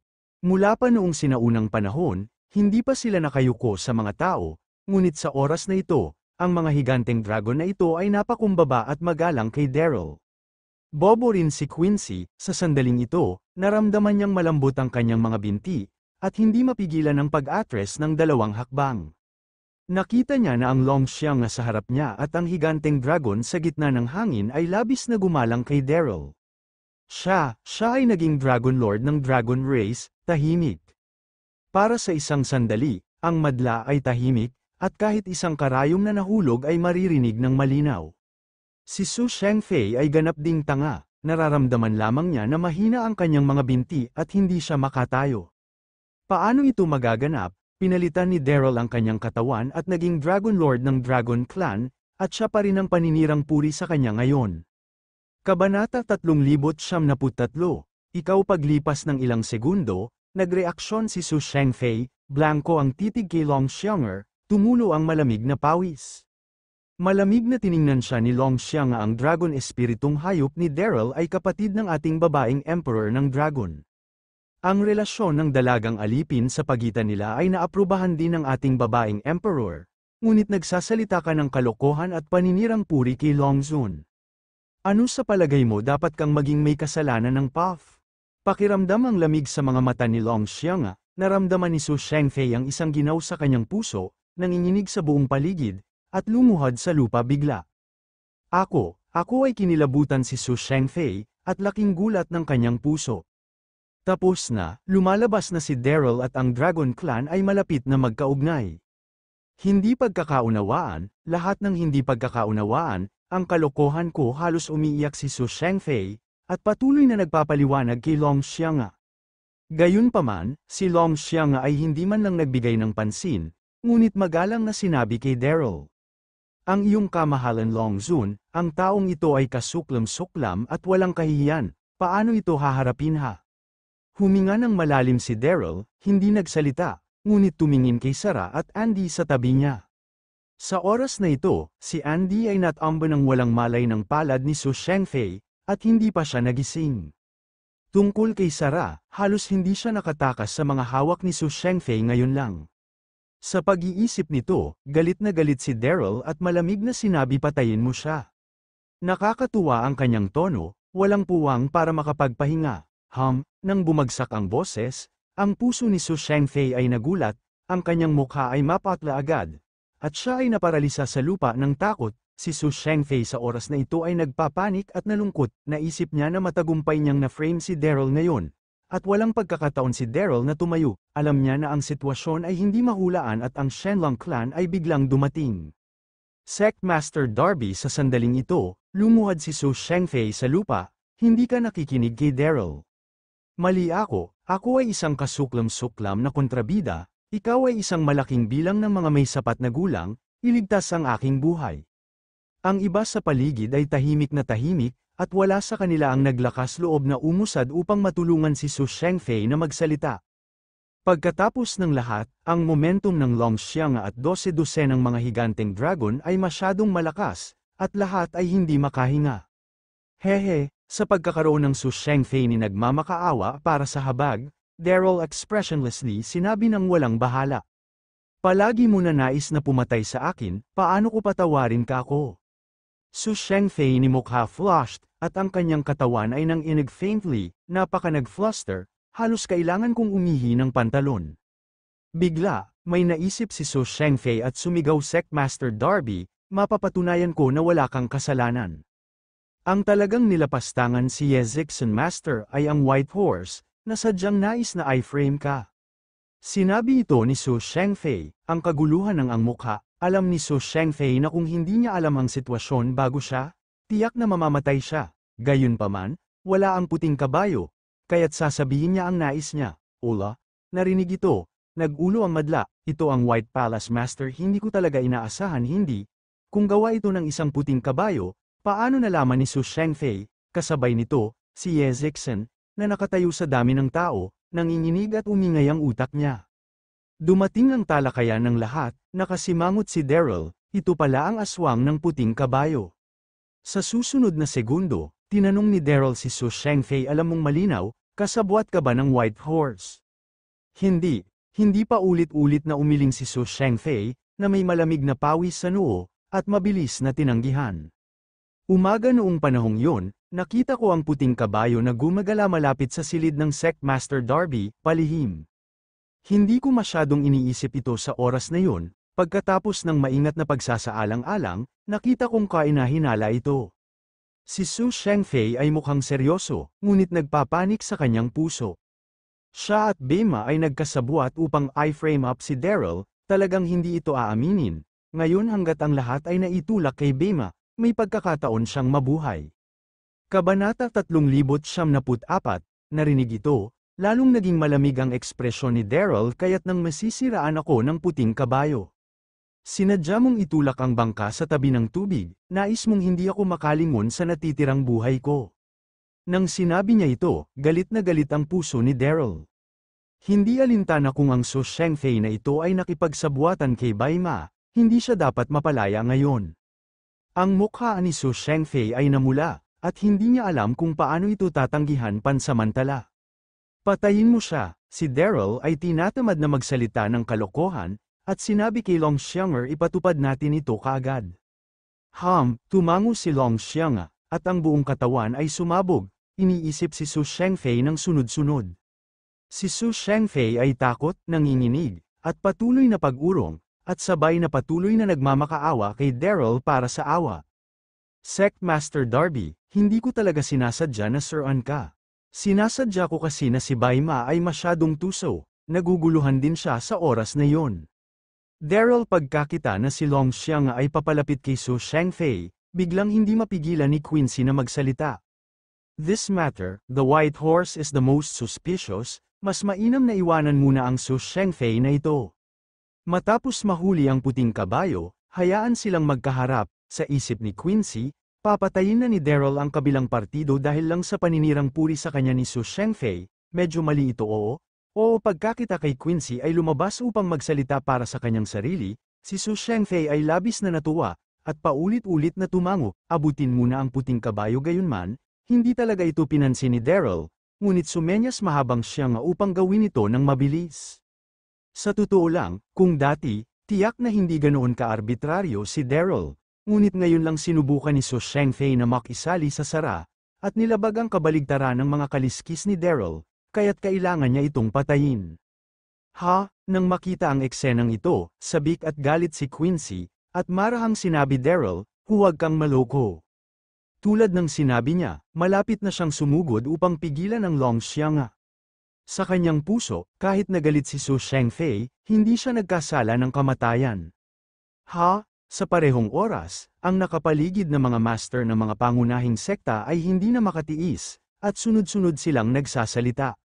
Sect Master Darby, kailangan nating tumagal ng pangmatagalang pagtingin sa bagay na ito. Oo, dahil ang puting kabayo ang pinakakahina-hinala, mas mabuti na hanapin mo muna siya. Daryl, hindi ka rin ba pumunta malayo? Umaasa sa iyong sarili bilang Dragon Lord? Maaari kang kumilos ng walang habas. Inilagay mo pa rin ba sa iyong mga mata ang Jiusho Rivers at Lakes? Maraming mga masters ng sekta ang sumugod din pagkatapos ng Quincy. Pangmatagalang plano narinig ang mga salitang ito, ang mga mata ni Daryl ay agad na namula sa dugo, at hindi niya mapigil ang mapangutya. Kapag naisakatuparan mo ako dati, naisip mo ba ang pagkuha ng isang pangmatagalang plano? Ang Yezixan sekta ay natagpuan lamang sa aking silid. Natukoy na karapat-dapat ako sa pagsasabuatan, at hindi ako bibigyan ng pagkakataon na ipaliwanag ito. Ngayon ang sitwasyon ay nabaligtad, at iniisip mo ito ng mahabang panahon, di ba nakakatawa ha? Nang marinig ito, si Quincy at ang mga masters ng pangunahing mga sekta ay mukhang nahihiya at hindi makapagsalita. Sa oras na ito, tumingin si Long Xianger sa paligid at malamig na sinabi inutusan na ni Long Zun na patayin ang taong ito. Sino mang manggahas na makialam ay tutulan ng aming Shenlong angkan. Ang boses ay nahulog, at isang malakas na hininga ang sumabog mula sa Long Xiang. Kasabay nito, 12 ng mga higanteng dragon na lumilipad sa himpapawid ay mabilis ding lumapag, nag-iisa-isang anyo ng tao, na pumapalibot sa Su Shengfei upang maiwasan ang paglapit ng mga pangunahing sekta. Ang dragon ay ang pinakamalakas na hayop sa mainland, at kapag naabot nito ang isang tiyak na antas ng lakas, maaari itong mabago sa isang anyo ng tao. Kabanata 375, nang makita ang eksenang ito, lahat ng tao sa Quincy ay napakainggit at tumahimik. Si Su Shengfei ay nanginginig sa buong paligid at ganap ding desperado. Nang matapos ito, determinado si Daryl na kunin ang kanyang sariling buhay, at ngayon ay talagang hindi siya ligtas. Sa sandaling ito, narinig ko ang tunog ng maayos na yapak sa kakahuyan na hindi kalayuan. Tila maraming tao, sa maikling panahon, hindi mahalaga na si Daryl o Quincy, lahat ay sunod-sunod na tiningnan sila, at lahat sila ay natigilan. Nakita ko ang daan-daang libo ng hukbong New World na mabilis na sumugod. Sa harap ng hukbo, si Hari ay nasuspinde sa hangin, nakasuot ng itim na robe, marilag at kamanghamanghang. Gabi na, at si Hari ay orihinal na nag-utos sa hukbo na magpahinga sa Black Cloud City. Gayunpaman, ngayon lang, nakikita ang mga pagbabago sa mundo at ang madilim na ulap na lumiligid dito, nakaramdam si Hari ng kakaibang bagay, kaya't kaagad niya pinangunahan ang hukbo upang suriin ito. Nang makita ang eksenang ito, lihim na nagulat si Quincy at ang iba pang naruroon, lihim ding nakasimangot si Daryl. Tanging ang Long Xiang at 12 ng mga powerhouse ng Dragon Clan na nagbago sa anyo ng tao ang labis na walang pakialam, nagbago ang ekspresyon ni Daryl at laking gulat niya. Tumingin si Hari sa tanawin sa harapan niya, nasa sabik ang kanyang ekspresyon, hindi niya mapigil ang tumawa. Isang grupo ng mga labi ang natalo, kaya't nagtatago ka dito. Tulad ng sinabi niya, ang mga mata ni Hari ay nakapako. Sarkastikong sinabi ni Daryl, "Daryl, ngayon ikaw at ang mga pangunahing sekta ay mahirap lumipad gamit ang iyong mga pakpak." Malinaw na nakita ni Hari na si Daryl ay nabahira ng dugo, mahina ang kanyang hininga, at ang mga nakapaligid na master ng malalaking sekta ay labis din napagod, halatang dumaan sa isang mabangis na labanan dati. Si Hari ay isang matalinong tao, at nahulaan niya kaagad na ang Black Cloud City ay nilabag at may mga kontradiksyon sa pagitan ni Daryl at ng mga pangunahing sekta.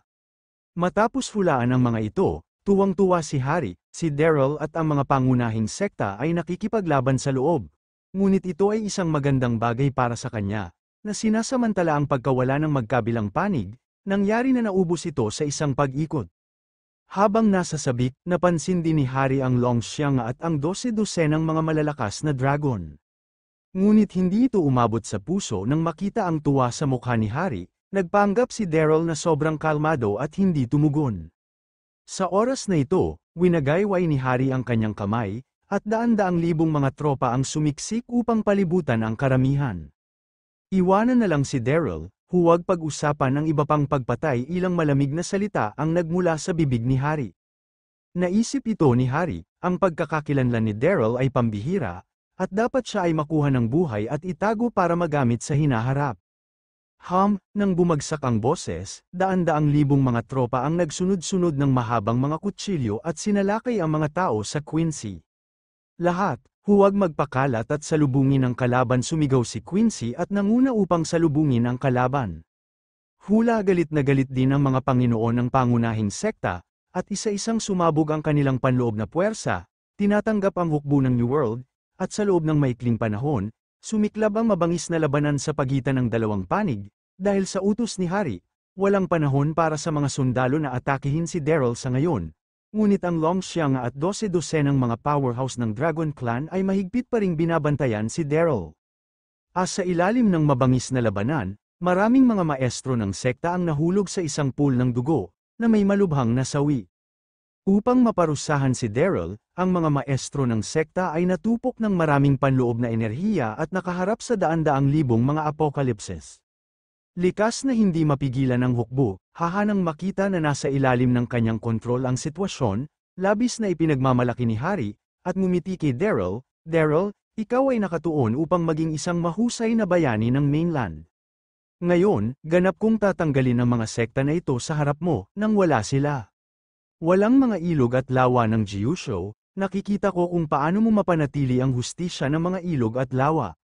Pinag-uusapan nito, ang Hari ay sumulyap kay Longxiang at 12-dosenang mga powerhouse ng Dragon Clan, ang kanyang mga mata ay puno ng paghamak. Sa mga mata ni Hari, ang Longxiang ay isang ordinaryong alagad lamang sa sekta, hindi mag-alala. Sa oras na ito, hindi alam ni Hari na hindi ang mga tao mula sa pangunahing mga sekta ang nagbantay kay Daryl, ngunit ang makapangyarihang angka ng dragon. Nakikinig sa pangungutya ni Hari, walang ekspresyon sa mukha si Daryl, ngunit lihim siyang balisa. Kabanata 396, sumunod na segundo, ibinaling ni Daryl si Longxiang at sinabi, "Longxiang, lumapit kayo at tumulong." Nakita ni Daryl na ang mga tao mula sa mga pangunahing sekta, parami ng parami ang mga nasawi, ayon sa ritmo na ito, mas mababa sa kalahating oras, ay ganap na mapupuksa ni Hari. Long Zun, narinig ito, natigilan si Longxiang, saka kinagat ang labi at sinabing, "Pinatay ka lang ng pangkat ng mga tao ngayon, bakit mo sila tinutulungan bukod dito? May panuntunan ang ating Dragon Clan na huwag lumahok. Ang labanan sa loob ng mainland, pinuprotektahan lamang namin ang iyong kaligtasan, at ang mga buhay at pagkamatay ng ibang tao ay walang kinalaman sa aming Dragon Clan." Sinabi niya ito, mukhang walang pakialam si Longxiang. Totoo na ang mga dragon ay nanirahan sa Shenlang Island sa loob ng libu-libong taon. Hindi pa nila tinanong ang tungkol sa mga bagay sa mainland, at hindi sila sasali sa mga gyera. Alam mo, ang dahilan kung bakit naninirahan ang mga dragon sa liblib na pulo ng Shenlang ay dahil nais ng mga tao ng mainland na makuha ang mga dragon. Sa makatuwid, sa puso ng mga dragon, kinamumuhian lamang nila ang mga tao. Paano nila matutulungan ang mga pangunahing sekta? Nakikita ng simple ang sagot ni Long Xiang. Napahiya si Daryl, ngunit hindi pa rin mapigil ang sabihin. Long Xiang, alam ko na ang iyong Dragon Clan ay may sama ng loob sa mga tao, ngunit ang mukha ko ito, mangyaring tulungan. Seryoso, ngayon lang napagpasyahan ni Su Shengfei at ng mga pangunahing sekta na nadungisan nila ang puso ni Ye Zixen. Inis na inis si Daryl, ngunit hindi lamang nila ito mapanood ni Hari. Kumunat ang mga kilay ni Long Xianger, at nahulog siya sa pagkakagulo. Hindi ako bibitawan ni Hari, magiging huli na kung hindi ako kikilos ganap na balisa si Daryl. Daryl, sa sandaling ito, ang panloob na lakas ng Haring Kenny ay sumabog at dumiretso kay Daryl, at ang hangin ay napyunit kahit saan dumaan ang figura. Ang sitwasyon ay kontrolado ng sarili, at kung mahuli mong buhay si Daryl, tapos ka na. Wala nang makita ang pagsabog ni Hari, nakasimangot at sumigaw si Long Xianger masasaktan ni Long Zun. Ang boses ay nahulog, at ang mga daliri ng paa ni Long Xianger ay bahagyang hinawakan ng lupa at lumipad paakyat sa hangin, at ang kamay niya ay itinaas patungo kay Hari. Bang, sa susunod na segundo, nagsalpukan sina Long Xiang at Hari, at naramdaman ni Hari ang isang malakas na puwersa na darating, at ang buong tao ay napailing pabalik ng higit sa 100 mga hakbang, na mula ang kanyang mukha. Ang Long Xiang ay natigilan din, malinaw na hindi sinasamantala ng alinmang panig ang laban na ito. Sa sandaling ito, tinitigan ng mabuti ni Hari si Long Xiang, ang kanyang mga mata ay puno ng sorpresa, ang babaeng ito ay hindi masyadong bata. Ngunit ang kanyang lakas ay napakalakas, saan nahanap ni Daryl ang kanyang katulong ngunit hindi nagtagal, huminahon si Hari. Mayroon siyang hukbo na daan-daang libo, kaya bakit matakot ka sa isang babae? Sa pag-iisip tungkol dito, siniko ni Daryl si Long Xiang hindi ko ito nakikita. Ang lakas ay medyo malakas, ngunit mapoprotektahan mo ba si Daryl at lahat ng mag-isa ha? Ang paghamak kay Hari ay nagpasikat sa Long Xianger. Sa susunod na segundo, malamig na sinabi ni Long Xiang talaga bang naiisip mo na ang lahat ay nasa ilalim ng iyong kontrol. Sa pamamagitan nito nagbigay ng isang utos si Long Xiang sa 12-dosenang mga makapangyarihang dragon sa ibaba tulungan ang bawat sekta, labanan ang kaaway. Sinabi niya ito, si Long Xiang ay nasuspinde sa hangin, ang kanyang magandang mukha ay puno ng malamig na kayabangan at tiwala sa sarili. Pinag-uusapan, hindi nais ng Long Xiang na tulungan ang mga pangunahing sekta, ngunit ang kayabangan ni Hari ay naging labis na hindi nasisiyahan si Long Xiang. Dapat mong malaman na ang dignidad ng angka ng dragon ay hindi maaaring madungisan. Opo, sa sandaling ito, 12-dosenang malalakas na angka ng dragon na nagbabantay sa paligid ng Daryl ang sabay na tumugon, at pagkatapos ay sunod-sunod na lumipad sa hangin. Pagkakita nito, hindi maiwasan ng king na tuluyan ng lapastangan ang panunuya. Sa 12-dosenang mga tao, nais kong harangan ang daan-daang libong mga tropa upang gawin kung ano ang nangangarap ng gising. Salitang hindi matapos magsalita, si King ay nanginginig sa buong paligid at natigilan. Nakita ko ang 12-dosenang mga powerhouse ng Dragon Clan na lumilipad sa kalagitnaan ng hangin, pumutok na lakas. Nagtipon, at ang buong langit ay agad na nahulog sa kadiliman, sinundan ng madilim na ulap na kamakalabog, kidlat at kulog at ang mga numero ng mga powerhouse ng Dragon Clan na ito ay nakatago din sa madilim na ulap, nawawala sa paningin ng lahat. Nang bumagsak ang boses, biglang kumulo ang hangin sa tabi ni Daryl. Isang nakasisindak na puwersa, baliw na kumalat mula sa kanyang katawan. Ano ang sitwasyon lihim na nakasimangot si Hari, na may masamang pakiramdam? Kung paano ang mga taong ito mawawala, ano ang isang malakas na puwersa? Kabanata 3,777, kasabay nito, ang mga sumusunod na daan-daang libong apokaliptikong hukbo, isa-isa, ay hindi rin maipaliwanag na kinakabahan. Nakahinga ng maluwag si Daryl, nagpapakita ng kaunting ngiti. Ang Long Xiang at ang mga Dragon Clan powerhouse na sa wakas ay sumang-ayon na gumawa ng aksyon, at lahat ay naisave na ngayon. Sa sandaling ito, kasama ng mga sapong ng madilim na ulap, umalingaw-ngaw ang isang kapanapanabik na dragon, at pagkatapos ay 12-dosenang mga higanteng dragon ang umikot at sumugod patungo sa apokaliptikong hukbo sa ibaba. Ano nakikita ang 12-dosenang mga higanteng dragon na ito? nanginginig ang puso ni Harry, at naramdaman niya ang pagbus ng kanyang utak, ganap na bobo. Anong nangyari ang 12 ng mga tao ngayon lang, sila ba ang mga powerhouse ng Dragon Clan? Hindi ba't nawala ang dragon sa loob ng libu-libong taon, bakit maraming lumilitaw ng sabay-sabay? Dragon ito ay isang dragon, sa sandaling ito, ang mga sundalo ng panahon sa larangan ng digmaan sa ibaba ay lahat terrified at exclaimed. Kasabay nito, maraming mga tao ang nais na ay paligid at makatakas, ngunit ito ay huli na. A 12 ng mga higanteng dragon ay sabay na sumabog. Ang lakas ng mga pagsabog ay nagtipon-tipon at halos magwasak. Narinig kong tuloy-tuloy ang mga hiyawan at hiyawan. Maraming sundalo ng panahon ang pinaghiwalay ng dragon. Ang ilan sa kanila ay nahulog sa isang pool ng dugo bago sila tumugon. Patayan, ito ay patayan ng walang pag-aalinlangan. Nakikita ang eksenang ito, maraming mga masters ng sekta ang hindi nakaramdam ng kahit kaunting kaguluhan, lahat sila ay nakaramdam ng panginginig sa kanilang likuran. Ito ang lakas ng dragon, kakila-kilabot, kakila-kilabot. Sa parehong oras, maraming tao ang lihim na nagalak. Sa kabutihang palad, hindi niya buong napyunit ang mukha niya kay Daryl ngayon lamang, kung hindi man, siya mismo ang namatay sa ilalim ng mga kuko ng mga higanteng dragon na ito.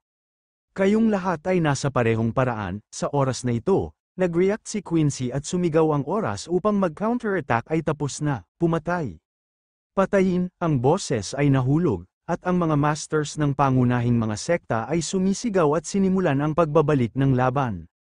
Sa kooperasyon ng mga pangunahing sekta at dragon, ang hukbong bayan ng apokaliptiko, na walang talo, ay ganap na ginulo at natalo.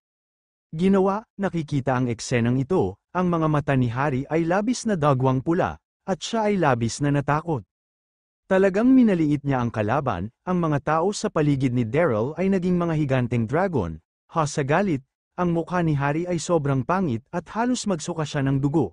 Malinaw niyang nakita na ang kanyang hukbo na daan-daang libo ang nagdusa ng mas mababa sa ilang minuto, at umalis lamang, wala pang 100,000 karamihan sa mga sundalo na buhay pa rin ay malubhang nasugatan. Sa labanang ito, ang sigla ng hukbo ng New World ay lubos na nasugatan. Umatras bilisan mo, sa wakas, nagreaksyon si Harry, ngumisi ang kanyang mga ngipin at umungal, at kasabay nito ay binigyan si Daryl ng isang mabangis na pagtingin. Bumagsak ang boses, mas mababa sa 100,000 labi ang natalo, at sinundan nila ang Harry upang mabilis na lumikas, isa-isang itinapon ang kanilang mga helmet at nakasuot, labis na napahiya, sa sandaling ito, ang mga pangunahing sekta ay nagpasaya at nasasabik, hindi talaga madali na ang gayong kawalan ay maaaring baligtarin, at sa parehong oras, mas kinikilig sila sa mga dragon. Nagpakita rin ng bahagyang ngiti si Daryl, o sa susunod na segundo, tumingin si Daryl sa paligid, biglang nagbago ang kanyang mukha, at nakita niya si Su Shengfei na nakaluhod sa di kalayuan, ngunit wala na siya sa kanya. Malinaw na tumakas siya habang ang hari ay humihiwalay. Kabanata 398, mabilis, sa pagkabalisa, hindi mapigilan ni Daryl na sumigaw tumakbo si Su Shengfei, dinakip siya pabalik. Si Daryl mayroong isang saglit ng kadiliman sa harapan niya, at bigla siyang hamupa sa lupa. Sinaksak siya ng 2 beses dati at nawala ng sobrang dugo. Kahit na may isang malakas na panloob si Daryl, hindi niya ito matiis. Whoosh, sa sandaling ito, ang maisla na katawan ni Long Xianger ay kumislap, mabilis na tumakbo, at tinulungan si Daryl. Masyado kang mahina, ang paggaling ay mahalaga, ang ganoong klaseng kasuklam-suklam na kontrabida, mabuhay siya ng ilang araw. Nang sinabi niya ito, mukhang seryoso si Long Xianger. Kung ikukumpara sa paghuli kay Su Shengfei, ang kaligtasan ni Daryl ay mas mahalaga. Pagkatapos ng lahat, siya ang Dragon Lord ng Dragon Clan. Sa sandaling ito, si Sarah ay hindi naka-unlock at tumakbo ng mabilis. Ang kanyang maisla na mukha ay puno ng pag-aalala. Kapatid, kumusta ka Few? Huminga ng malalim si Daryl, ngumiti at inaliw. Okay lang, hindi ka maaaring mamatay. Sa pamamagitan nito tumingin si Daryl kay Andy, na nasa coma pa rin. Kumusta naman si Brother Andy? Si Sarah ay samuri at sumagot na tapos lang ito, okay lang sa pansamantala. Narinig ito, agad na gaman si Daryl. Daryl, sa oras na ito, lumakad si Quincy, puno ng hiya ang kanyang maisla na mukha bago ka namin hindi maintindihan. Kasabay nito, ang iba pang mga sect masters sa paligid ay napahiya din. Nagsasalita tungkol dito, kung si Long Xiang ay hindi dumating sa oras, lahat ay pumatay kay Daryl nang hindi sinasadya at halos mapuksa ni Hari. Mapait na ngumiti si Daryl, ngunit hindi ito tumugon. Sa oras na ito, si Long Xiang ay naglabas ng isang maalab na pulang tableta at iniabot kay Daryl. Ito ang Dragon Spirit Pill ng ating Dragon Clan, napakabisa nito sa paggamot ng mga pinsala. Kinuha ni Daryl ang tableta at hindi nag-isip at napalunok lang ito. Sa maikling panahon, pagkatapos nalunukin ang Dragon Spirit Pill, naramdaman lamang ni Daryl ang sakit ng sugat ng espada, at kaagad siyang gumon, at unti-unting nakuhang muli ng kanyang buong katawan ang kanyang lakas. Nang makita na wala na sa panganib si Daryl, huminga ng maluwag si Long Xiang, at pagkatapos ay taimtim na sinabi. Long Zun, ang sitwasyon sa mainland ay hindi matatag ngayon, bakit hindi mo kunin ang batang dragon at bumalik sa Shenlong Island kasama kami? Sa pamamagitan nito, si Long Xiang nakatingin sa batang dragon na nakahiga sa gilid, ang kanyang mga mata ay puno ng pagkabalisa. Ngayon lang, upang maprotektahan si Daryl, ang batang dragon ay natakpan ng mga sugat at dugo na tumutulo sa mga kaliskis nito. Bagaman walang pag-aalala sa buhay, ito ay sobrang mahina, at tatagal ng kahit ilang buwan upang makabawi. Nag-aalangan nito si Daryl at dahan-daang sinabi, "Bueno, ibabalik mo ang dragon, marami akong dapat gawin, kaya't hindi ako sasama sa iyo." Bagaman ang panahon ng hukbo ng panahon ni Hari, natalo, at imposibleng magsimula ng gyera sa maikling panahon, ngunit mayroon pa ring Jack. Narinig ko na sinakop na ni Jack ang residente ng Raksaxa clan at papasok na sa mainland continent. Masasabing ang kasalukuyang mainland continent ay nasa gitna ng hangin at ulan, at sa kritikal na sandaling ito, hindi siya dapat umalis. Long Zun, sabik si Long Xiang, kumunat ang kanyang kilay. Napakarami mong nagawa para sa Jiuzhou continent, ngunit paano ka tinatrato ng Jiuzhou continent? Ilan ang mga taong nais na palitan ka, kahit na nakakasama ng paninirang puri, ng sitwasyon ngayon lang, kung hindi kami dumating sa oras, namatay ka. Napakalupit na mga ilog at lawa ng mainland, ano pa ang maaari mong mahalin aba? Narinig ito, ngumiti ng mapait si Daryl, at dahan-daang sinabi. Naiintindihan ko ang sinabi mo. Ngunit bilang isang katutubong mainland, hindi ka maaaring maging walang pakialam habang pinapanood ang iyong tahanan ay nawasak na.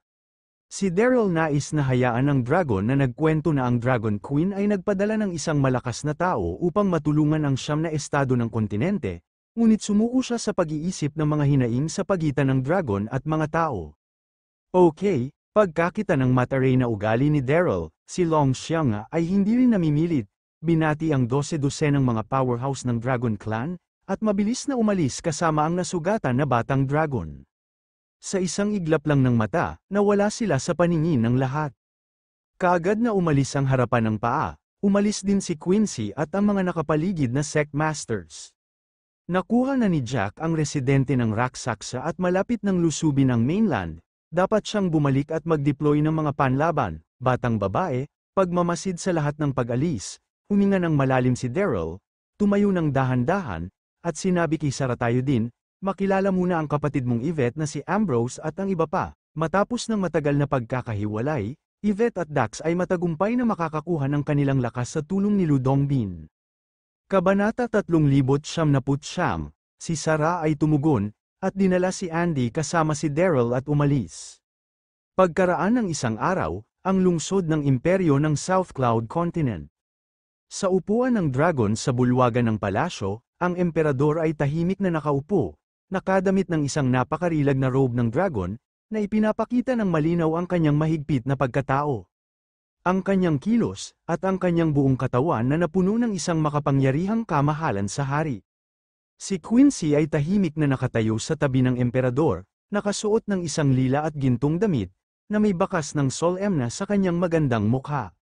Sa magkabilang panig ng pangunahing bulwagan, daan-daang mga sibil at militar na opisyal ang nakatayo ng maayos, na may seryosong pagpapahayag. Kahapon, pagkatapos na bumalik si Quincy sa Timog Cloud Continent, inulat niya ang detalye sa Queen.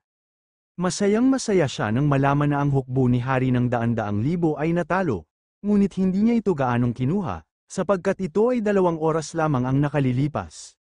May balita na pinangunahan ni Jack ang isang hukbo na halos 1 milyong pagkamatay, na nagtitipon sa hangganan ng South Cloud, at maaaring maglunsad ng isang opensiba anumang oras. Sa oras na ito, ipinatawag ng Reyna ang daan-daang mga opisyal ng sibil at militar upang talakayin kung paano labanan si Jack. Mahal ko, sa sandaling ito, ang Reyna ay tumingin sa paligid, ang kanyang pulang labi ay bahagyang bumukas at sinabi niya ng mahina. Ang hukbo ng kamatayan ni Jack ay hindi maliit na bagay, ano ang kailangan mong mag-urong mula sa kalaban? Ang tinig ay hindi malakas, ngunit kumalat ito sa buong kabuuan ng main hall.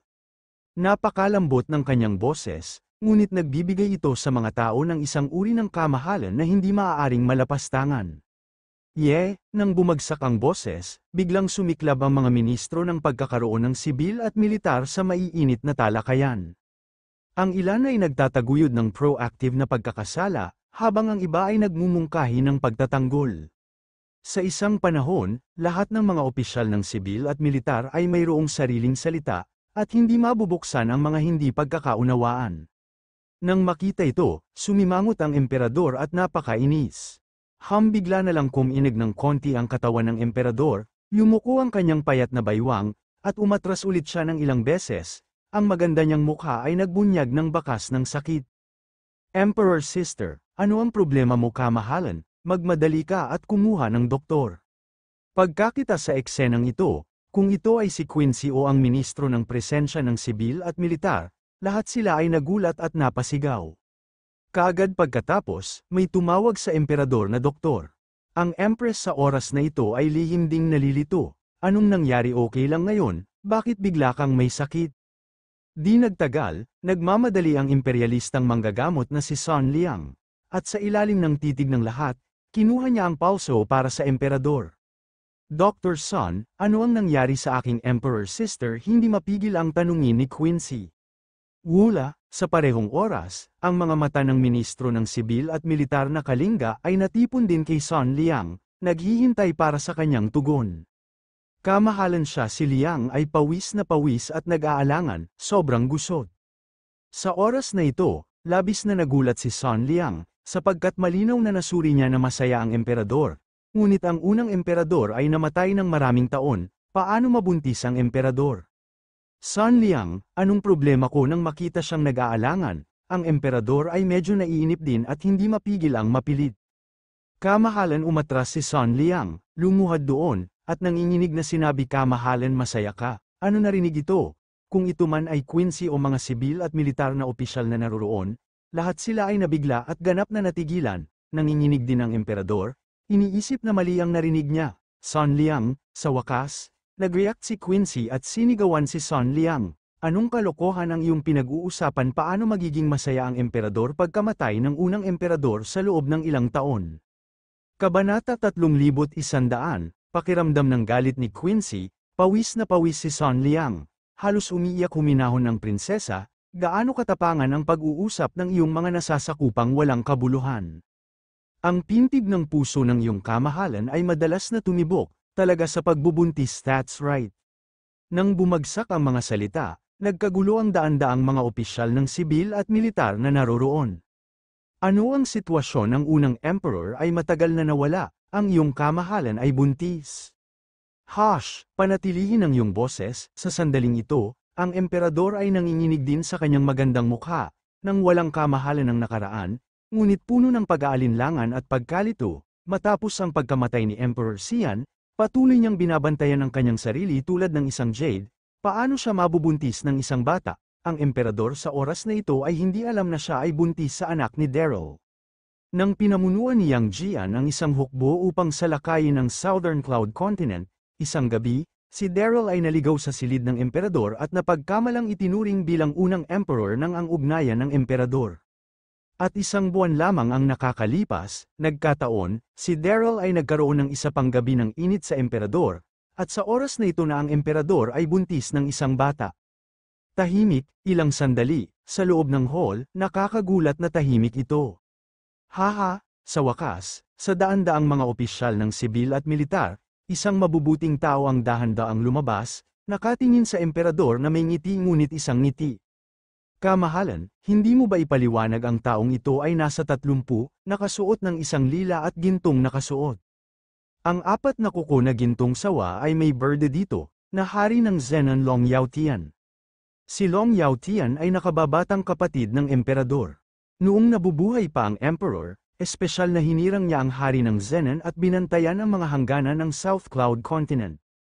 Sa itaas, maihahambing ito sa Quincy, nang namatay ang unang emperor, si Long Yaotian ay nagkaroon ng pagkakataong manahin ang trono, ngunit siya ay nasa hangganan sa oras na iyon, kaya siya ay sinamantala ng emperador. Sa makatuwid, sa puso ni Long Yaotian, palagi siyang hindi nasisiyahan sa emperador, at nais na bawiin ang trono sa lahat ng oras. Sa oras na ito, nakikita ang emperador na hindi maipaliwanag na masaya, alam niya na darating ang pagkakataon.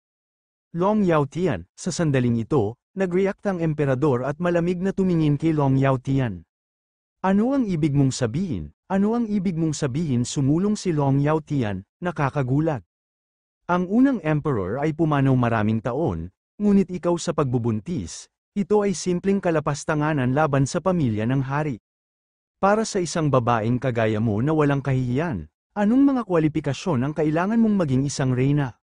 Hindi ko na kailangang sabihin pa tungkol sa sitwasyon sa harap mo. Ukitin ang mga pangalan mo at Zhu Bajihoy, ang mga salita ay nahulog, ang mga mata ng mga nakapaligid na opisyal ay natipon sa reyna bigla, at ang mga mata ay napuno ng mga komplikado sa halip na nakaraang takot. Sapagkat tama si Long Yaotian na ang reyna ay pinuno ng Southern Cloud Continent. Kumakatawan sa imahe ng buong South Cloud Continent, ngayon ay buntis ng isang sanggol at buntis. Kung maipasa ito, ang pamilyang imperyo ng South Cloud ay magiging tawa ng mainland. Pagkatapos, maraming opisyal ng sibil at militar ang hindi mapigil ang bomb-ulong. Pinag-uusapan dito, hindi ko inaasahan na ang queen na hinahangaan ko ay isang babaeng yon. Hoy, kung tutuusin, siya ay isang babae din, pabayaan, ang unang emperor ay namatay sa maraming taon. Iyon ang nasabi, kailangang maunawaan, ngunit buntis ako ito. Pakikinig sa talakayan sa paligid, nahihiya at nagalit ang reyna, ngunit hindi niya alam kung paano siya pag-alitan. Si Quincy sa tabi niya, na may maisla na mukha, ay sobrang kapangit din. Haha, nakikita ang eksenang ito, lihim na ipinagmamalaki ni Long Yaotian, at kaagad na tumitig sa emperador. Malamig na sinabi, sabihin, sino ang taong ganid na nakikipagtalik sa iyo? Ikaw, bumagsak ang boses. Ang empress ang katawan nanginginig at wala sa galit. Itinuro ni kay Long Yaotian, Long Yaotian, mayabang ka.